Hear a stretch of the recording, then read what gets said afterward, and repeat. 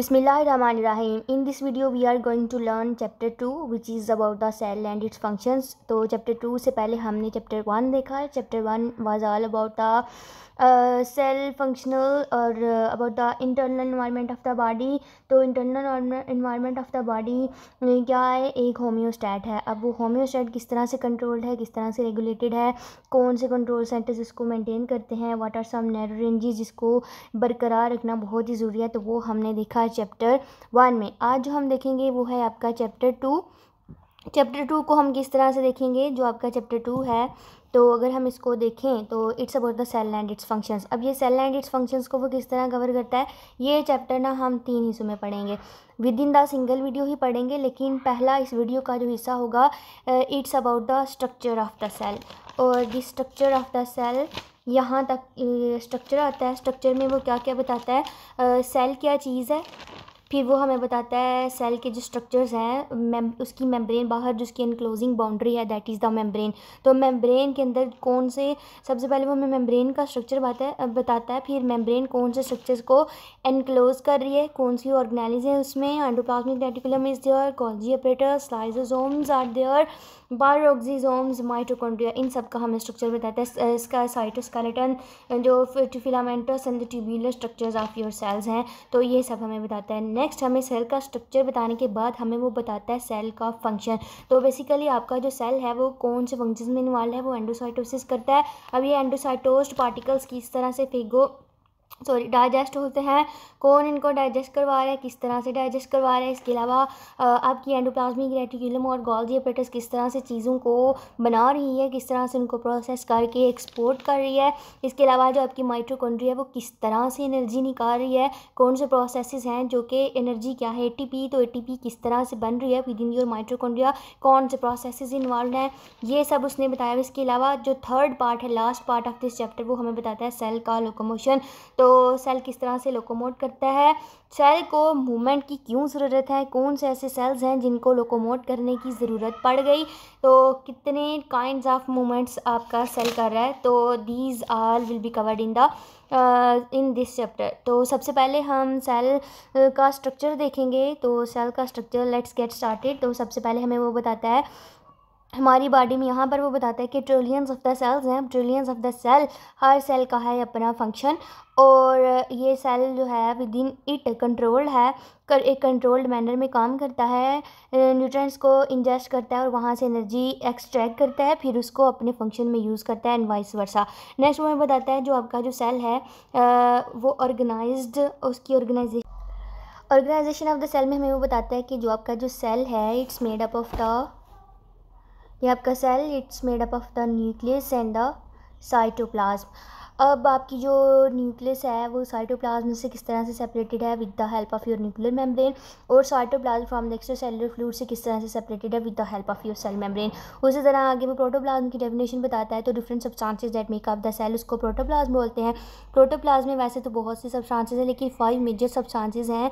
वो कौन सी हैं, that is the water, ions are the electrolytes, proteins are there, lipids and the carbohydrates. अब ये water 70 to 80%, 85% of the water बनाता है एक्सेप्ट योर फैट सेल्स. इसके अलावा जो वाटर में सस्पेंडेड पार्टिकल्स प्रेजेंट हैं और डिजॉल्व पार्टिकल्स प्रेजेंट हैं, तो डिजॉल्व और सस्पेंडेड बेसिकली वाटरी मीडियम में हेल्प करती हैं to proceed the chemical reactions. Likewise there are the ions.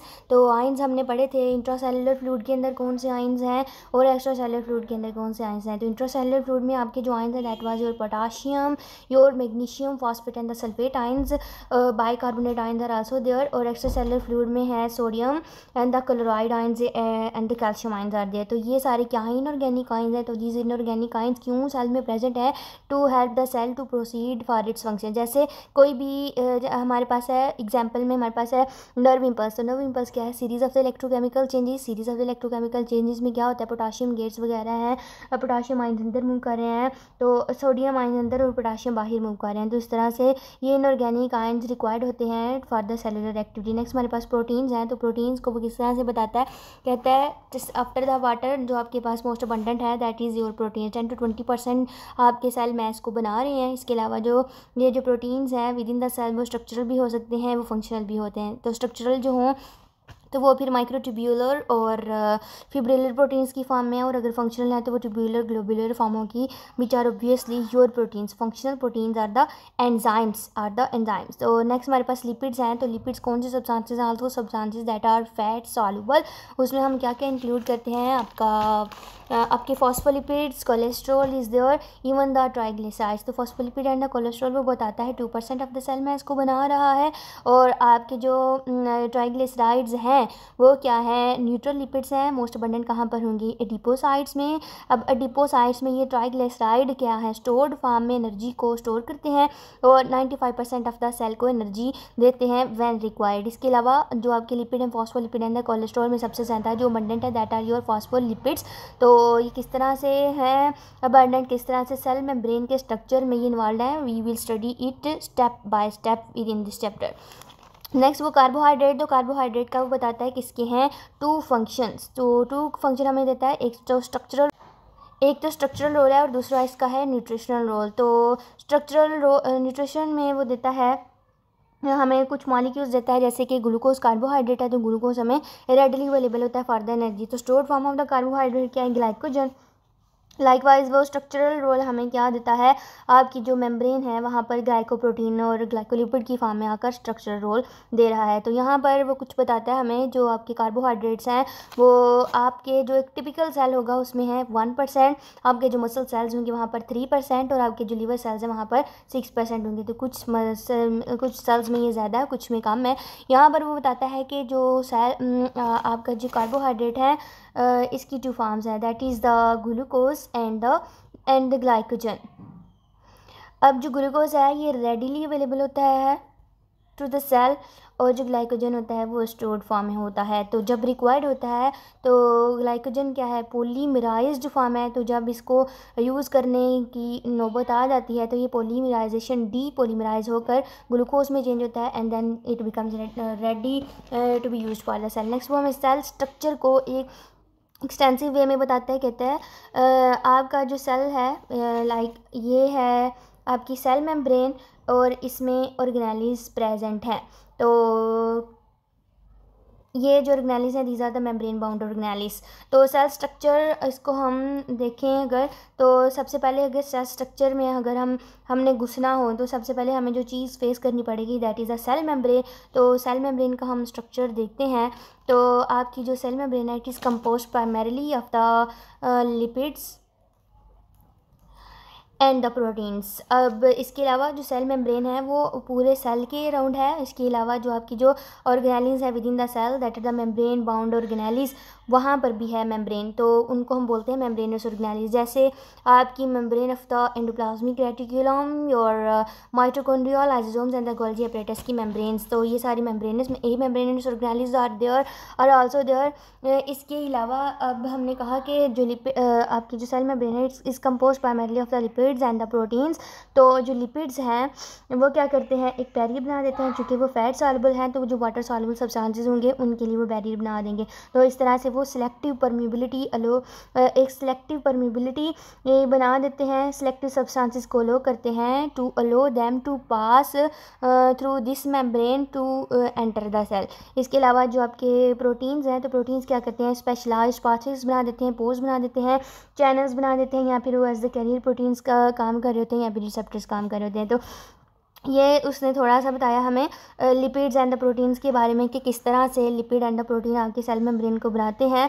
अब हम इसको देखते हैं। तो यहाँ पर वो हमें बताता है जो सेल मेम्ब्रेन है इसकी थिकनेस क्या है और फॉस्फोलिपिड्स और प्रोटीन्स की क्या परसेंटेज है। तो 7.5 to 10 नैनोमीटर्स है आपकी सेल मेम्ब्रेन की थिकनेस।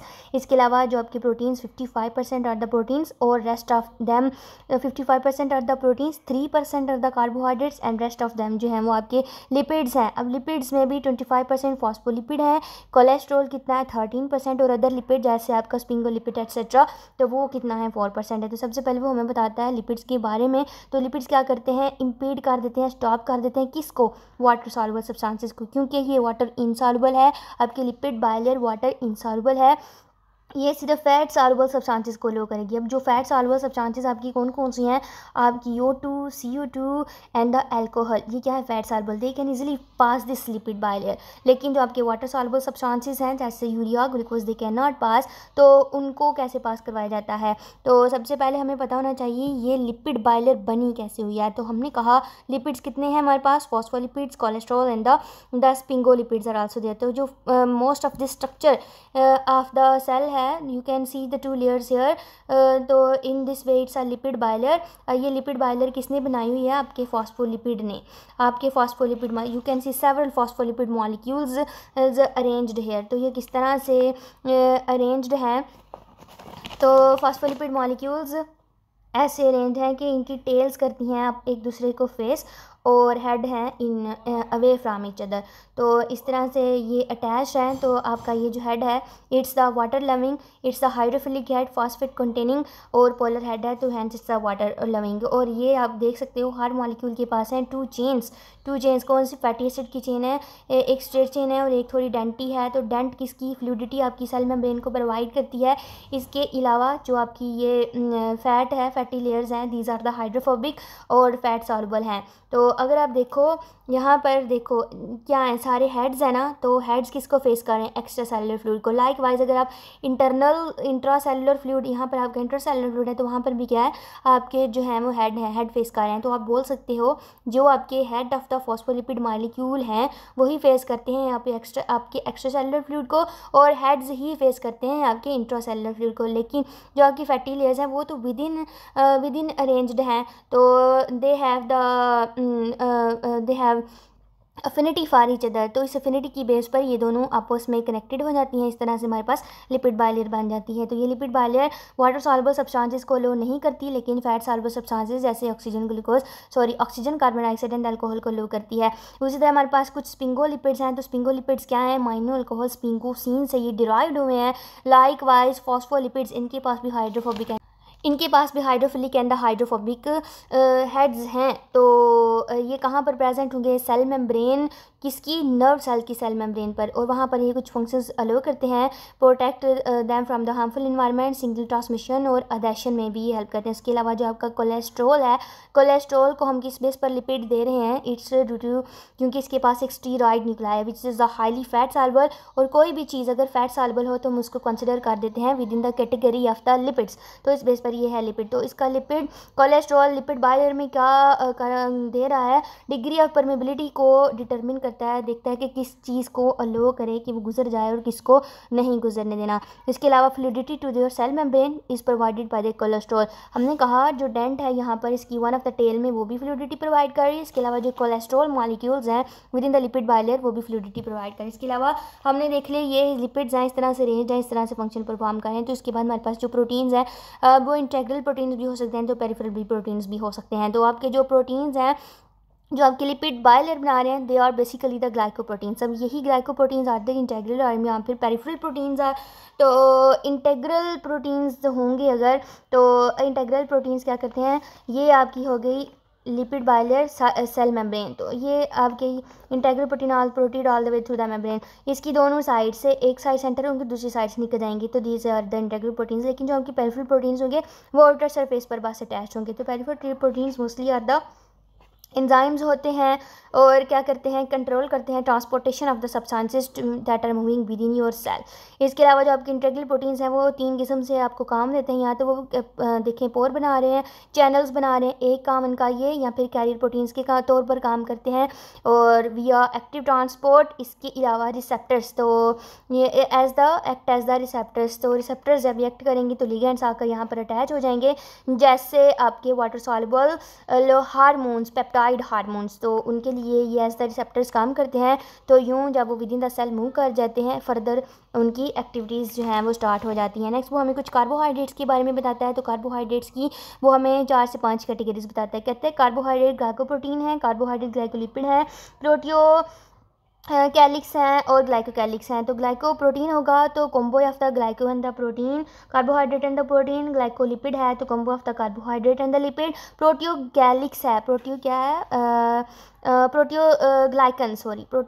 तो प्रोटियोग्लाइकन्स क्या हैं, glycoprotein loose coat of the glycoprotein है, तो आउटर सरफेस के साथ ये अटैच हुआ होता है, तो that is a proteoglycan. Next हमें ग्लाइकोकैलिक्स के बारे में बताता है, तो it's the loose coat of the carbohydrates. तो ये कार्बोहाइड्रेट हमें 3 किस्म के फंक्शंस दे रहा है, दैट इज़ एक तो नेगेटिव चार्ज दे देता है, नेगेटिव क्या कहते हैं, कार्बोहाइड्रेट सेल मेम्ब्रेन को नेगेटिव चार्ज दे देता है। तो इस तरह से कोई भी अगर नेगेटिव इलेक्ट्रॉन या फिर एटम आ रहा है इसकी तरफ, तो नेगेटिव को रिपेल कर देगा, इस तरह से वो उसको प्रोटेक्ट करता है। इसके अलावा adhesion glycocalyx of one cell can combine with the glycocalyx of the other. तो यूं एडेशन और उसी तरह से रिसेप्टर्स के तौर पर भी ये काम करता है फॉर वेरियस हार्मोन्स और इम्यून एक्शंस में भी इन्वॉल्व है। नेक्स्ट हमारे पास ऑर्गेनेल स्टार्ट हो रही है, ये हमने साइटोप्लाज्म का स्ट्रक्चर देख लिया। अब हम ऑर्गेनेल्स की तरफ आ जाते हैं। तो कहते हैं हमारी साइटोप्लाज्म में ये हमारी होगी सेल मेम्ब्रेन, डबल लेयर्ड हो गई। तो यहाँ पर हमारे पास क्या है, साइटोप्लाज्म। अब साइटोप्लाज्म में साइटोसोल के अंदर डिस्पर्स्ड है हमारी ये ऑर्गेनेलिस। अब ये ऑर्गेनेलिस मेम्ब्रेन बाउंड भी हो सकती हैं, ए मेम्ब्रेनस भी हो सकती हैं। 5 मेजर ऑर्गेनेलिस का वो यहाँ पर डिस्कस करता है। एंडोप्लाज्मिक रेटिकुलम सबसे पहले कहता है, तो एंडोप्लाज्मिक रेटिकुलम क्या है, एक नेटवर्क है किसका, ट्यूब्यूल्स का। और ये ट्यूब्यूल्स भी आपस में हैं इंटरकनेक्टेड, ये सेपरेट नहीं है। इनका ये जो स्पेस होगी ये सारी होगी ये आपस में इंटरकनेक्टेड होगी। ये मेम्ब्रेन है, मेम्ब्रेनस है, और ये जो उसकी मेम्ब्रेन है, मेम्ब्रेन बाउंड ऑर्गेनेली है ना, तो ये जो मेम्ब्रेन होगी ये similar in the structure to the cell membrane. Both of these are the lipid bilayers. इसके अलावा उसको हम क्या बोलेंगे, इसकी मेम्ब्रेन बाउंड स्ट्रक्चर्स को, that are also enclosing the space between them which is filled with the endoplasmic reticulum matrix. तो इस मैट्रिक्स भी ये क्या है, इसके अंदर फ्लूइड है। तो इस फ्लूइड का composition different from the fluid of the cytoplasm है। इसके अलावा आपकी जो इन स्ट्रक्चर्स को हम क्या बोलेंगे, मेम्ब्रेन बाउंड स्ट्रक्चर्स को सिस्टरनी। अब ये cisternae you can see here within the diagram. तो ये मेम्ब्रेन बाउंड स्ट्रक्चर्स हैं और कॉमन स्पेस है, इन सब में इंटरकनेक्टेड है, इस वजह से ये कॉमन है। और एंडोप्लाज्मिक रेटिक्यूलम की अगर आप ये मेम्ब्रेन स्ट्रक्चर सिस्टरनी को देखो तो ये आपका न्यूक्लियस है। तो न्यूक्लियस की आउटर मेम्ब्रेन के साथ भी ये कॉन्टीन्यूअस है। तो हम इसको कहते हैं जो endoplasmic reticulum is continuous with the outer membrane. आपका जो न्यूक्लियस है it's the double membranous, inner membrane and outer. इसकी जो आउटर मेम्ब्रेन होती है वो एंडोप्लाज्मिक रेटिक्यूलम के साथ कॉन्टीन्यूअस है। इवन जो उसकी स्पेस है, अब ये स्पेस किसकी है, आपकी ये वाली, ये स्पेस किसकी है, आपकी एंडोप्लाज्मिक रेटिकुलम की। It's also continuous with the space of the outer layer of your nuclear membrane. तो ये कॉन्टीन्यूस होता है। तो बेसिकली इट्स वाई कॉन्टीन्यूस है, तो it's for the transportation of the materials जो कि न्यूक्लियस में बाहर रहे हैं, फिर आगे उन्होंने जाना होता है एंडोप्लाज्मिक रेटिकुलम के पास। एंडोप्लाज्मिक रेटिकुलम के पास उसके बाद वो ट्रांसफ़र हो जाते हैं आपके गोल्जी वेजिकल से। वहाँ पर फिर उनकी प्रोसेसिंग होती है। आपका जो प्रोडक्ट है वो पैक्ड हो जाता है, वो कंपैक्ट हो जाता है, वो इस काबिल हो जाता है कि इतना सेफ़ वो हो जाता है कि वो सेल के बाहर भी ट्रैवल कर सके। तो इस तरह से processing and the packaging of the products होती है। तो जो आपके एंडोप्लाज्मिक रेटिकुलम है, it's of the 2 types of endoplasmic reticulum and the smooth endoplasmic reticulum. Rough को रफ बोलते हैं due to the presence of the ribosome, it's called the granular, और it's called as the smooth is called as the agranular. और ये synthesis of the proteins भी involve है, it's involve in the synthesis of the lipids. इसके अलावा detoxification में भी आपकी स्मूथ एंडोप्लाज्मिक रेटिकुलम इन्वॉल्व है। नेक्स्ट वो हमारे पास गोल्जी अपरेटस के बारे में बताता है। तो जो आपका गोल्जी अपरेटस है, इट्स आल्सो क्या है, इसके पास भी मेम्ब्रेन बाउंड स्ट्रक्चर्स हैं जो कि सिस्टरनी हैं। तो मेम्ब्रेन बाउंड स्ट्रक्चर्स सिस्टरनी, और इसके अंदर भी you can see the space is enclosed in them. और गोल्जी अपरेटस जो हैं वो आपकी एंडोप्लाज्मिक रेटिकुलम के साथ मिलकर काम करते हैं और यूँ प्रोसेसिंग ऑफ द सब्सटेंसेस होती है। तो इसको हम नेक्स्ट हमारे पास है लाइसोसोम्स। तो लाइसोसोम्स बेसिकली आपके गोल्जी अपरेटस से ही ब्रेक डाउन करके आते हैं। ये भी क्या है, मेम्ब्रेन बाउंड ऑर्गेनेल्स। अगर आप एक लाइसोसोम का स्ट्रक्चर देखो तो ये भी डबल लेयर्ड है, और इसके अंदर लाइसोसोम्स के अंदर क्या प्रेजेंट है digestive enzymes which are the hydrolases. अगर तो ये लाइसोसोम है तो वहाँ पर होंगे हाइड्रोलेसिस। और लाइकवाइज अगर पैरोक्सिसोम है तो peroxisomes are similar, much similar to the lysosome, लेकिन दोनों में डिफरेंस क्या है, पैरोक्सिसोम में ऑक्सीडेसिस है और कैटालिसिस है, these are the oxidative enzymes, लेकिन जो लाइसोसोम्स है वहाँ पर डाइजेस्टिव एंजाइम्स कौन से हैं, दैट आर द हाइड्रोलेसिस। तो ये दोनों में डिफरेंस है। तो यहाँ पर ये लाइसोसोम हो गया, इसकी डबल लेयर्ड हो गया। डबल लेयर्ड क्यों है, ताकि ये जो हाइड्रोलेसिस एंजाइम्स हैं इनको प्रिवेंट किया जाए, ताकि ये उन सेल के साथ कंटेक्ट में ना आए जिनकी हमें डाइजेशन की ज़रूरत नहीं है। अगर ये लेयर नहीं होगी तो ये जाके उनको भी डाइजेस्ट कर देगा, अनरिक्वायर्ड डाइजेशन स्टार्ट हो जाएगी। तो ये लिपिड बाइलेयर प्रोटेक्ट कर रही है ताकि हमारे पास अनरिक्वायर्ड डाइजेशन ना हो। तो जैसे ही कोई भी मटीरियल आता है जिसको डाइजेस्ट करना होता है तो ये लिपिड बाइलेयर, ये पूरा लाइसोसोम वहाँ पर जाकर अपने हाइड्रोलेसिस क्या करता है, रिलीज़ कर देता है। तो हाइड्रोलेसिस नाम से मैं नाम इसका गौर करें, हाइड्रोलेसिस। तो इसका काम क्या है, एडिशन ऑफ द वाटर करना, addition of the H and the O2 को ऐड कर देना। एक साइड पर क्या करता है, ये वाटर हाइड्रोजन आयंस को ऐड कर देता है और दूसरी साइड पर ऑक्सीजन को। तो इस तरह बिगर प्रोटीन्स, बिगर मॉलिक्यूल्स को स्मॉलर में कर देता है। जैसे आपके हैं प्रोटीन्स, प्रोटीन के पास जैसे ही हाइड्रोलेसिस आए तो इन्होंने प्रोटीन को कन्वर्ट कर दिया छोटा साइज, उनका क्या है, अमाइनो एसिड। अब छोटा साइज क्यों रिक्वायर्ड है, माइक्रो मॉलिक्यूल्स क्यों रिक्वायर्ड है, छोटे जो होते हैं वो मोर डिफ्यूजेबल होते हैं। तो इस वजह से देयर इज़ द डाइजेशन की हमें ज़रूरत होती है। तो ये सारा यहाँ पर वो लाइसोसोम्स का बता रहा है। उसके डायमीटर, लाइसोसोम का एक टिपिकल डायमीटर है 250 to 750 नैनोमीटर। डिफरेंट सेल्स में डिफरेंट होगा, ये उसने एवरेज बताया हुआ है। लाइक वाइज जो आपके लाइसोसोम के अंदर जो स्मॉल ग्रैन्यूल्स हैं, ये स्मॉल ग्रैन्यूल्स क्या, प्रोटीन ग्रैन्यूल्स हैं। इन प्रोटीन ग्रैन्यूल्स के अंदर क्या है, डाइजेस्टिव एंजाइम्स। और ये डाइजेस्टिव एंजाइम्स कौन से हैं, दैट आर योर हाइड्रोलेसिस। और इनका डायमीटर, उन छोटे प्रोटीन ग्रैन्यूल्स का डायमीटर क्या है, 5 to 8 नैनोमीटर्स है। और कितने kinds of hydrolases are there, that are the 40 kinds of hydrolases are there. Next वो पैरोक्सिसोम्स की बात करता है तो कहते हैं peroxisomes much similar to the lysosomes है। पैरोक्सिसोम्स एक तरीके से डिफर करते हैं, ये सेल्फ रेप्लिकेटिंग है। और एक और तरीका है, 2 वे से डिफर कर रहे हैं, सेल्फ रेप्लिकेटिंग। और नंबर 2 है क्या, इसमें है ऑक्सीडेसिस रैदर दैन द हाइड्रोलेसिस। तो ऑक्सीडेसिस क्या करते हैं, हाइड्रोलेसिस ने क्या किया, H और O2 की एडिशन कर दी। अब इसने क्या करना है, हाइड्रोलेसिस किसकी एडिशन करवाता है, H और OH की। वाटर में क्या है, H और OH है ना, तो इसकी H और OH की एडिशन करवाते हैं। एक साइड पर H और दूसरी साइड पर OH लगवा देता है। लेकिन जो आपकी ऑक्सीडेसिस हैं ये क्या करते हैं, हाइड्रोजन आयन और ऑक्सीजन की एडिशन करवाते हैं।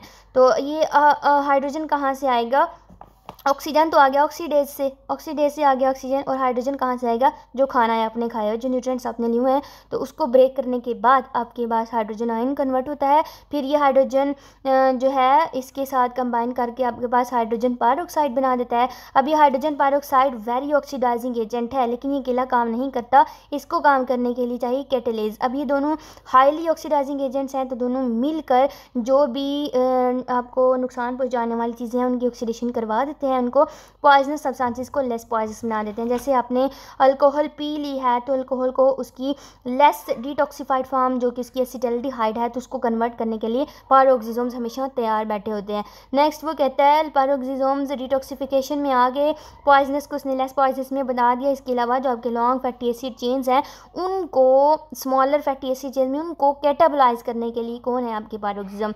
नेक्स्ट वो बताते हैं सेक्रेटरी वेसिक्यूल्स कहाँ पर मोस्ट अबंडेंट होंगी, आपके सेक्रेटरी सेल्स में। तो सेक्रेटरी सेल्स में जहाँ भी कौन सी ऑर्गेनेलिज्म मोस्ट अबंडेंट होंगी, आपकी endoplasmic reticulum and the Golgi apparatus. ये 2 ऑर्गेनेलिज उन सेल्स में ज़्यादा होंगी जिनका कंसर्न है सेक्रीशंस के साथ। अब सेक्रीशंस में क्या होता है, मॉलिक्यूल्स पहले बनते हैं, अब उन मॉलिक्यूल्स में को करना होता है, पैक्ड करना होता है, उनको स्टोर करना होता है ताकि जब वो सेल के बाहर जाएँ तो वहाँ पर क्या है, अटैकिंग मॉलिक्यूल्स हैं, वो आकर उसको डाइजेस्ट कर देंगे, उसको कैटाबोलाइज कर देंगे। तो उस डाइजेशन और कैटाबोलाइसिस को प्रिवेंट करने के लिए उसको हम पैक कर देते हैं, उसको हम एक सेक्रेटरी वेसिकल बना देते हैं।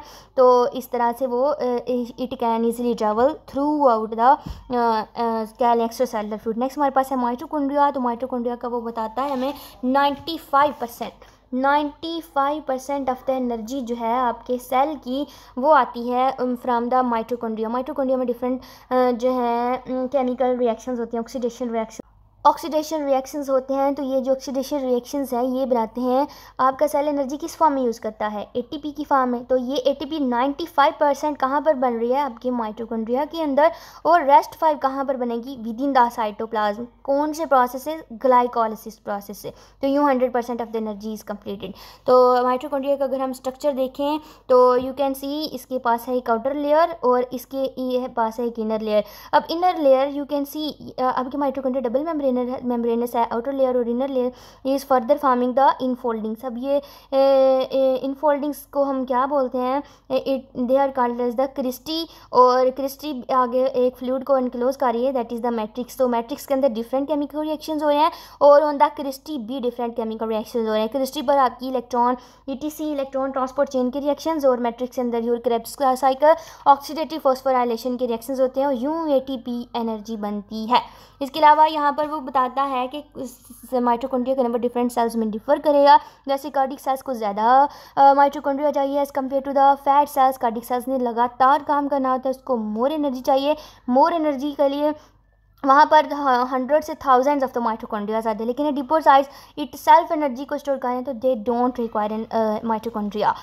थोड़ा सा नंबर होता है लेकिन थोड़ा सा। तो यहाँ पर उसने स्ट्रक्चर बताया और फिर उसने बताया है कि एटीपी किस तरह से बन रहा है। तो नेक्स्ट हमारे पास है cytoskeleton cell filament in the tubular structures. तो filamental and the tubular structures बनते कैसे हैं, प्रोटीन से। अब ये कौन से प्रोटीन बनाते हैं, फिब्रिलर प्रोटीन। अब ये फिब्रिलर प्रोटीन एक फिलामेंट या फिर ट्यूब्यूल में हो सकते हैं। तो यहाँ पर वो डिफरेंट फिलामेंट्स की बात कर रहा है। यहाँ पर वो कहता है 3 टाइप्स ऑफ द फिलामेंट अगर होंगे तो वो 3 टाइप्स हैं। आगे यहाँ पर ट्यूब्यूलिन प्रोटीन्स की बात हो रही है, ट्यूब्यूलर स्ट्रक्चर्स की बात। पहले फिलामेंटस की है, तो आपने याद रखना 3 types of the filament, thin filament, intermediate filament and the thick. तो थिन हमने हमेशा पढ़ा, थिन एक्टिन माइक्रो फिलामेंट होता है, तो ये बहुत ही इलास्टिक होता है और सेल में कहाँ पर प्रेजेंट होता है, साइटोप्लाज्म में। अब साइटोप्लाज्म ये आपकी साइटोप्लाज्म, ये सेल मेम्ब्रेन और ये double layer of the cell membrane. तो इसके भी आउटर रीजन्स में जो सेल मेम्ब्रेन होती है इसको हम बोलते हैं एक्टोप्लाज्म। तो एक्टोप्लाज्म में जो प्रेजेंट है that is your actin microfilament, और it's involve in the contraction और works in association with the क्या है आपका मायोसिन फिलामेंट।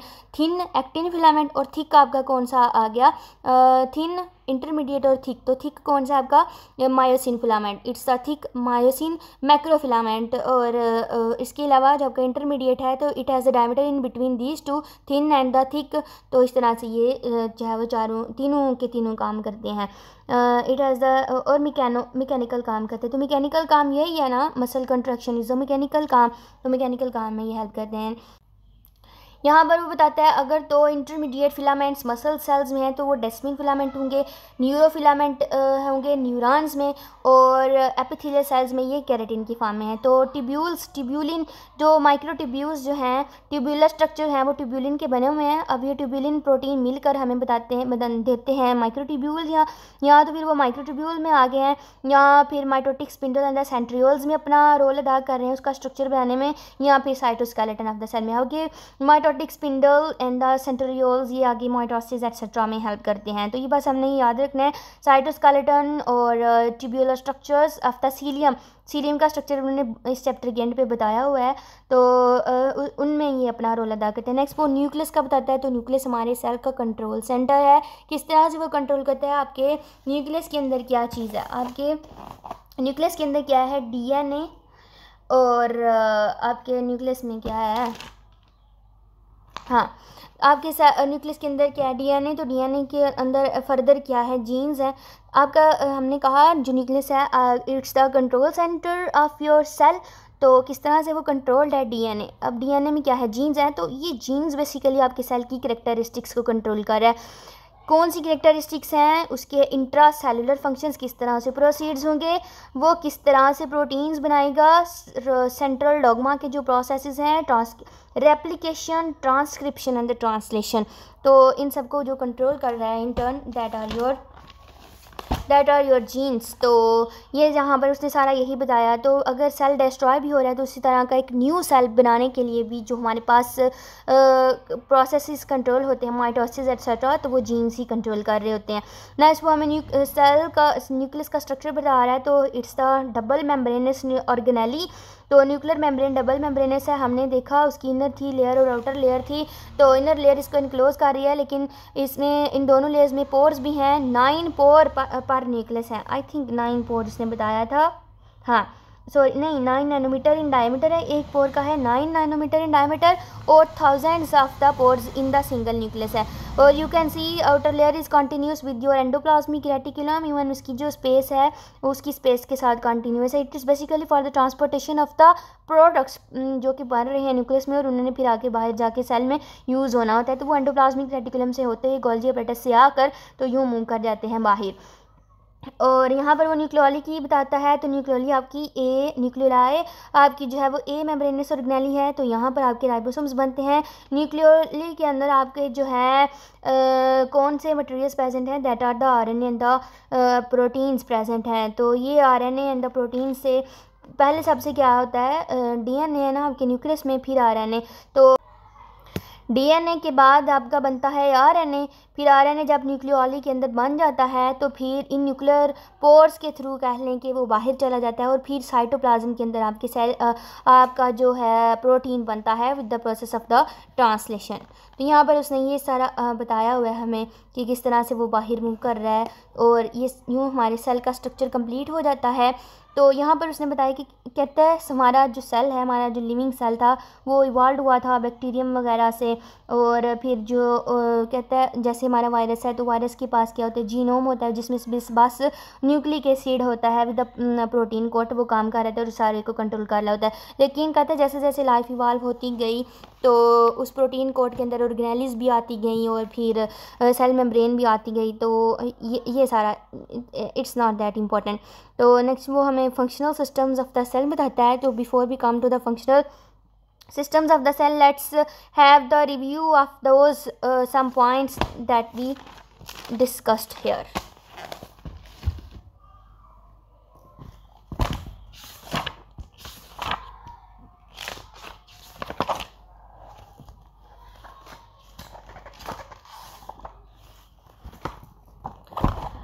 तो यहाँ से हम स्टार्ट करते हैं। सबसे पहले वो हमें 2 मेजर पार्ट्स कहते हैं, nucleus and the cytoplasm is there, और न्यूक्लियर मेम्ब्रेन उसको सेपरेट कर रही है न्यूक्लियस को साइटोप्लाज्म से। लाइकवाइज सेल मेम्ब्रेन सेपरेट करती है साइटोप्लाज्म को सराउंडिंग फ्लूइड से, जो कि सराउंडिंग फ्लूइड क्या है आपका एक्स्ट्रा सेलुलर फ्लूइड।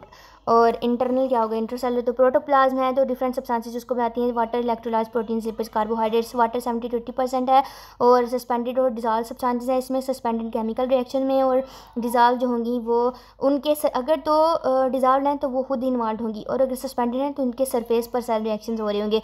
लाइकवाइज हमारे पास आयंस है पोटाशियम, मैग्नीशियम, फॉस्फेट। तो ये हमारे पास है इंट्रा सेलुलर के, सोडियम क्लोराइड ये एक्स्ट्रा सेलुलर की स्मॉल अमाउंट में होंगे विद इन द सेल। और ये किसके लिए रिक्वायर्ड होते हैं फॉर सम सेलुलर रिएक्शन, जैसे सेल मेम्ब्रेन में इलेक्ट्रोकेमिकल इंपल्सेस की ट्रांसमिशन में ये इनऑर्गेनिक आयंस हमें रिक्वायर्ड होते हैं। Likewise proteins 10 to 20% after the water most abundant है। तो इस तरह से ये है स्ट्रक्चरल एंड द फंक्शनल। तो स्ट्रक्चरल प्रोटीन्स भी आगे माइक्रोट्यूब्यूल्स एंड द फिब्रिलर होते हैं। माइक्रोट्यूब्यूल फिलामेंटस हैं, तो फिलामेंटस प्रोटीन्स क्या है, पॉलीमर्स ऑफ द प्रोटीन्स। अब ये प्रोटीन पहले कहाँ से आया, राइबोसोम ने इसको बनाया, फिर जब इसने फिलामेंट बनाया था तो इन छोटे छोटे प्रोटीन्स से मिलकर पॉलीमर बना दिया तो यूँ फिलामेंट बन गया। उसी तरह आपके फिब्रिलर प्रोटीन्स हैं, तो आपकी कनेक्टिव टिश्यू में जो कोलेजन एंड इलास्टिन फाइबर्स हैं वो फिब्रिलर प्रोटीन्स हैं। अब ये किस तरह से collagen connective tissue in the tendons and the ligaments है, we will study them in the histology. तो फंक्शनल है, तो फंक्शनल में अगर हों तो ये ट्यूब्यूलर या फिर ग्लोब्यूलर होंगे, तो most basically these are the enzymes. और फिब्रिलर प्रोटीन और ग्लोब्यूलर प्रोटीन में अगर हम देखें the most mobile are your globular proteins, और आपके जो ग्लोब्यूलर प्रोटीन्स हैं वो मेम्ब्रेन के साथ अधेयर करके तो फिर आगे फर्दर रिएक्शंस करवाते हैं, जैसे सेपरेट द ग्लूकोज। लाइक वह हमारे पास लिपिड्स हैं, तो फैट सॉल्युबल होते हैं। Lipids could be phospholipids, cholesterol and the triglycerides. Phospholipid and the cholesterol 2% of the cell mass, insoluble in the water. और यही हमारा फॉर्चून है कि ये सेल मेम्ब्रेन स्ट्रक्चर में अपना किरदार अदा करते हैं। और इसके अलावा आपके पास ट्राइग्लिसराइड्स हैं, न्यूट्रल फैट्स हैं। ट्राइग्लिसराइड्स मोस्ट अबंडेंट है फैट सेल्स में, कितने हैं वहाँ पर 95% है। तो बॉडी का मेन स्टोर हाउस है, that is the triglycerides. Next वो कार्बोहाइड्रेट्स के बारे में बता रहा है। तो न्यूट्रिशन और स्ट्रक्चरल होगा तो ग्लाइकोप्रोटीन, और न्यूट्रिशन में वो आगे यहाँ पर ग्लाइकोजन, तो स्टोर्ड फॉर्म में ग्लाइकोजन, और इनसॉल्युबल होता है ये ग्लाइकोजन, और जब इसकी ज़रूरत होती है तो इसको डीपोलीमराइज कर दिया जाता है, तो और डिज़ॉल्व्ड ग्लूकोज हमें एनर्जी देता है। तो ये इसका न्यूट्रिशन रोल। और स्ट्रक्चरल रोल ग्लाइकोप्रोटीन है, तो सेल्स में 1% है और 3% इन द मसल और 6% इन द लीवर्स में। सेल स्ट्रक्चर की तरफ आ जाते हैं तो इंट्रासेलुलर ऑर्गेनेल्स हैं जो कि हाईली ऑर्गेनाइज्ड फिजिकल स्ट्रक्चर्स हैं विद इन द सेल, और ये organelles very critical for the cell function. Mitochondria आपकी सेल का 95% ऑफ द एनर्जी उसको देता है। 5 important organelles endoplasmic reticulum, Golgi apparatus, mitochondrial lysosomes and the peroxisomes. तो इन सबको हम देखेंगे। सबसे पहले हम सेल मेम्ब्रेन का स्ट्रक्चर जो हमने पढ़ा वी विल समराइज इट। तो cell membrane entirely compose of the proteins and the lipids. Protein penetrate all the way through the membrane या स्पेशल पाथवे से दैट आर द पोर्स, या फिर integral proteins की peripheral proteins that are the enzymes. उसी तरह lipid जो है lipid barrier जो कि water and water soluble substances, अब ये क्या करते हैं, इंपीड करते हैं water and water soluble substances को। तो मेम्ब्रेन स्ट्रक्चर्स आपके सेल में कौन कौन सी हैं? एक तो सेल है खुद cell membrane, within the cell क्या है, nuclear membrane, nucleus, endoplasmic reticulum, mitochondrial lysosomes and the Golgi apparatus. ये सारे क्या है, मेम्ब्रेन स्ट्रक्चर्स हैं। तो आपकी जो सेल मेम्ब्रेन है वो है थिन है, इलास्टिक है। इसका थिकनेस कितनी 7.5 to 10 nanometer in the thickness. Entirely इसमें प्रोटीन एंड द लिपिड्स है। प्रोटीन है 55%, 3% कार्बोहाइड्रेट है, और बाकी जो है phospholipid 25%, cholesterol 13% and the others are the 4%, other जो कि स्पिंगोलिपिड वगैरह। तो यहाँ पर हम देखते हैं 55% प्रोटीन्स एंड बाकी जो 25% लिपिड्स वो किस तरह से हैं। तो जो लिपिड आपकी लिपिड बाइलर बनाता है, अब इस लिपिड बाइलर में जो एम्बेडेड हैं that are your globular proteins. तो ये जो लिपिड बाइलर है थिन डबल लेयर्ड है, 1 मॉलिक्यूल थिक है। इस इन बिटवीन इट क्या है, ग्लोबुलर प्रोटीन। अब ये लिपिड हैं 3 किस्म के, that is your phospholipid, your sphingolipid and your cholesterol. तो सबसे अबंडेंट क्या है, फॉस्फोलिपिड। फॉस्फोलिपिड में हमारे पास 2 ग्रुप्स हैं, hydrophilic and the hydrophobic. Hydrophilic क्या है, fatty acid, 2 fatty acid change है, और हाइड्रोफोबिक ये क्यों hydrophilic hydrophilic and hydrophobic on the base of the affinity for the water. Hydrophilic जो है वाटर लविंग है, हाइड्रोफोबिक जो है वो वाटर रिपेलेंट है। तो हाइड्रोफिलिक किस बेस पर होगी, पोलर फॉस्फेट हेड है इसके पास, तो इस वजह से। और ये 2 फैटी एसिड चेन्स हैं, और ये डेंट हमने पढ़ा कि फ्लूइडिटी प्रोवाइड कर रही है। और ये जो आपकी जो है फैटी एसिड्स फैट सॉल्युबल हैं, तो इस तरह से इंपीड करती हैं water and water soluble substances को। तो हमने एक और पॉइंट पढ़ा, वेरी क्रिटिकल पॉइंट जो था, आपके हेड बोथ हेड्स आउटर में भी और इनर में भी ये दोनों फेस करते हैं आपके एक्स्ट्रा सेलुलर और इंटर सेलुलर फ्लूइड को। नेक्स्ट हमारे पास है प्रोटीन्स। तो प्रोटीन्स आपकी जो सेल मेम्ब्रेन के प्रोटीन है दे आर ऑलवेज ग्लाइकोप्रोटीन। उनकी बाहर एक ना कार्बोहाइड्रेट का स्ट्रक्चर अटैच होता है, इसलिए ये ग्लाइकोप्रोटीन। अभी प्रोटीन इंटीग्रल भी हैं, पेरिफेरल भी हैं। Integral protein all the way through the membrane, और पेरिफेरल जो होंगी वो सिर्फ सरफेस पर अटैच्ड हैं।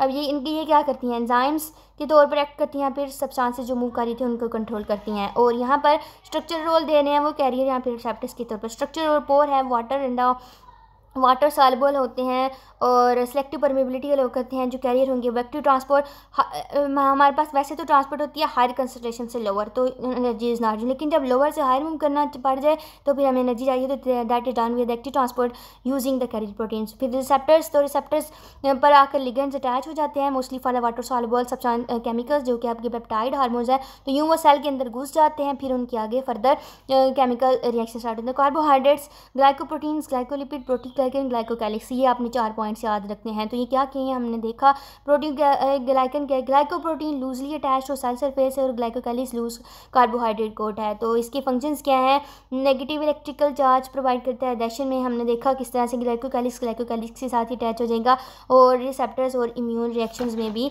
ये इन्वॉल्व है। तो नेक्स्ट हमारे पास हमने ऑर्गेनेल्स भी डिस्कस कर ली हैं। एंडोप्लाज्मिक रेटिकुलम का जो देखा है आपने, इसमें क्या थी, वो मेम्ब्रेन बाउंड स्ट्रक्चर्स थे। अब ये इतनी अल्ट्रेशंस हैं। अब आपका जो सेल है वो है स्फेरिकल। अब स्फेरिकल में इसकी सेल मेम्ब्रेन क्या होगी, 2πr उसका कह लें उसकी तो उसका पूरा जो सर्कमफेरेंस है वो सर्कमफेरेंस इसकी जो इरेगुलरली मेम्ब्रेन है उसके सामने कम पड़ जाती है। तो you endoplasmic reticulum 30 to 40 times area of the cell membrane से भी ज़्यादा है।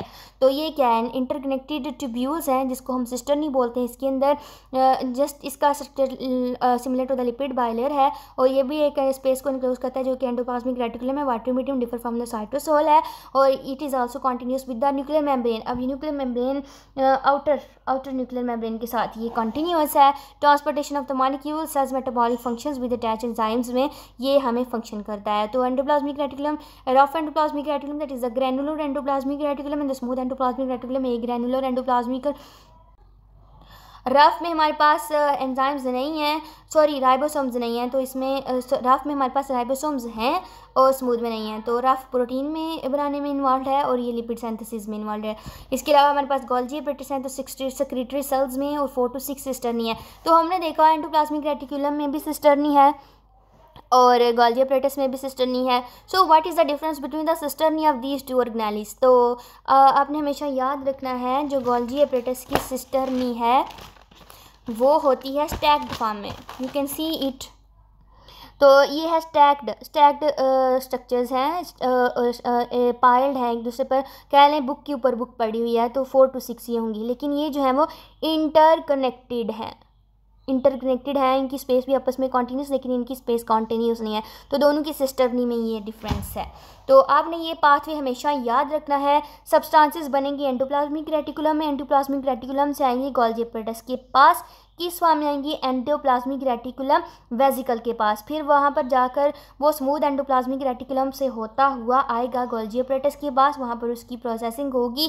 फिर गोल्जी एपरेटस पर फ्यूज़ करने के बाद, प्रोसेसिंग के बाद वहाँ से हो जाएगा डीटैच, ब्रेक डाउन हो जाएगा, तो हमारे पास बन जाएगा लाइसोसोम सेक्रेटरी वेसिकल, जो कि फर्दर जाकर लाइसोसोम बना देते हैं। तो इस वजह से हम बोलते हैं जो लाइसोसोम है ये वेसिकुलर ऑर्गेनेली है जो कि बनती है after break down from the Golgi apparatus. तो लाइसोसोम का भी हम कर चुके हैं, डिफरेंट साइज में डिफरेंट है। इसका diameter 750 to 750 nanometer in diameter, और इसकी लिपिड देखें, इसका स्ट्रक्चर देखें, ग्लोबुलर है, स्फेरिकल है, और इसका डायमीटर इतना पूरे का इतना है, और ये जो छोटे छोटे हैं इसमें इनका डायमीटर उसने बताया हुआ है, that is 5 to 8 nanometers in the diameter. और ये छोटे ग्रैन्यूल्स में क्या है, प्रोटीन एग्रीगेशंस हैं जिनमें 40 डिफरेंट हाइड्रोलिटिक एंजाइम्स जो कि हाइड्रोलाइसिस हैं। अभी हाइड्रोलाइसिस के डाइजेस्टिव एंजाइम जो डाइजेस्ट करते हैं एच और वेच को ऐड करने के बाद, जैसे प्रोटीन को उसने अमाइनो एसिड में चेंज कर दिया जो कि बहुत छोटे हैं, जो कि इजीली डिफ्यूजिबल हैं। और लिपिड बाइलेयर इन हाइड्रोलिटिक एंजाइम्स को डिफ्यूज कर सेपरेट करती है, so that there is not any unrequired digestion. Next हमारे पास पैरोक्सिसोम्स हैं। Peroxisomes much similar to the lysosomes, तो 2 तरीकों से डिफर है। एक तो ये सेल्फ रेप्लिकेशन खुद कर सकती है, इसके अलावा इसके पास ऑक्सीडेजेस एंड कैटालिसिस हैं। और कैटालिसिस क्या करते, ऑक्सीडेजेस क्या करते हैं, O2 विद H2 बनाकर हाइड्रोजन पेरोक्साइड, तो ये दोनों मिलकर कैटालिसिस से तो आगे पॉइजन सब्सटेंसेस की, तो लॉन्ग चेन फैटी एसिड्स को भी ये कर देता है कैटाबोलाइज। सेक्रेटरी वेसिकल्स एंडोप्लाज्मिक रेटिकुलम और गोल्जी एपरेटस मिलकर बनाते हैं, और यूं फिर इसकी फर्दर प्रोसेसिंग से इसको साइटोप्लाज्म से बाहर रिमूव कर दिया जाता है। वह साइटोप्लाज्म गोल्जी एपरेटस इसको रिलीज़ करता है साइटोप्लाज्म में, और फिर आगे इसने जहाँ पर भी जाना हो चला जाता है। फिर mitochondria powerhouse of the cell 95% of the energy इसके पास आउटर लेयर और inner layer, within it between these क्या है, एक कैविटी एनक्लोज्ड है, तो that is your inner layer cristae. और ऑक्सीडेटिव एंजाइम वहाँ पर होते हैं redox reactions electron transport chain के। और हमारे पास जो आउटर कैविटी है मैट्रिक्स, उसमें डिजॉल्व्ड एंजाइम्स हैं, वो ये एंजाइम्स एनर्जी एक्सट्रैक्टिंग है। एनर्जी कहाँ से एक्सट्रैक्ट करते हैं आपके क्रेब साइकिल से, जो कि oxidative Krebs cycle and oxidative phosphorylation से ये एनर्जी निकालते हैं। तो डिफरेंट सेल में ये इनका साइज और नंबर वेरी करेगा depending on the energy requirements, और कार्डियोमायोसाइट में ज़्यादा और डिपोसाइट्स में कम। और सेल्फ रेप्लिकेटिंग है कि स्पेस में इसके पास डीएनए एंड द प्रोटीन्स अपना है, तो यूँ ये सेल्फ रेप्लिकेट कर सकता है। इसमें जो डीएनए है ये इसकी आगे माइटोकॉन्ड्रियल एप्लीकेशन को करता है कंट्रोल। तो filamentous and the tubular structures fibrillar protein से बने हैं, या वो फिलामेंट या फिर ट्यूब्यूल्स बना देते हैं। फिलामेंट में एक्टिन, मायोसिन इंटरमीडिएट है एट्सेट्रा, ये हमने देख लिया। आगे हमारे पास ट्यूब्यूल्स हैं, तो ये microtubule, tubular skeletal structures, centrioles, microtubules यहाँ पे साइटोस्केलेटन की केस में हो गया। और nucleus control centre of the cell, और इसमें डीएनए में आगे जीन्स, और आगे कंट्रोल द सेल कैरेक्टरिस्टिक्स, और कौन कौन सी protein and intercellular enzymes, cell reproduction are all controlled by the genes, DNA and then again the nucleus. Nuclear membrane भी लिपिड बाइलेयर है और कंटिन्यूस विद एंडोप्लाज्मिक रेटिकुलम है। सेवरल पोर्स हैं, और एक पोर का डायमीटर है 9 नैनोमीटर। और न्यूक्लियोलाई ए मेम्ब्रेनस है, उसमें आरएनए एंड द प्रोटीन्स हैं। तो कि सबसे पहले हमारे पास डीएनए बनता है, डीएनए से आरएनए, फिर आरएनए आउटसाइड द सेल चला जाता, सॉरी आउटसाइड द न्यूक्लियस चला जाता है साइटोप्लाज्म में, फिर वहाँ पर ट्रांसलेशन से बनते हैं proteins. That was all about the structure of the cell. Next हम देखेंगे फंक्शंस ऑफ द सेल, और इस तरह से we will be completing our chapter. Functions of the cell,